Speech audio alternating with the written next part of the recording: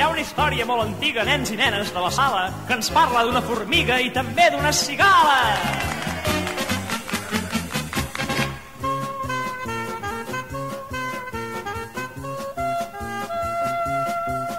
Feinejant pel mig del bosc, sent un càntic la formiga que li fa perdre l'oremus i les potes li fan figa. Què és aquest cant misteriós que a mi tota m'atabala? Formigueta, formigueta, n'és el cant de la cigala.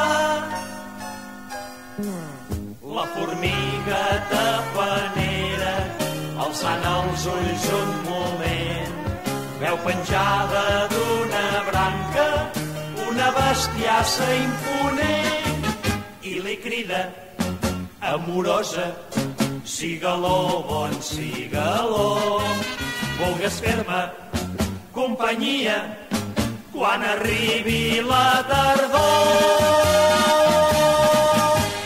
La cigala juganera canta a l'estiu, tot fent la viu-viu.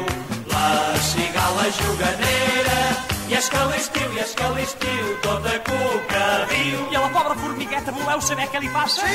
Que aquella bèstia dolenta me li va donar carbassa. Oh! Nens i nenes, vet aquí, que quan va acabar l'estiu, la formiga descansava calenteta dintre el niu, i el de fora, la cigala, s'estava pelant de fred, pensideta i arrugada, i amb el cap arronsadet. I allà es va quedar pobreta, ben freda i encarcarada, per culpa del seu mal cap, com cigala congelada. Però és bona la formiga, nens i nenes de la sala, però la vida quasi sempre és més útil la cigala. La cigala juganera canta a l'estiu, tot fent la viu-viu. La cigala juganera, i és que a l'estiu, tota cuca viu. La cigala juganera canta a l'estiu, tot fent la viu-viu.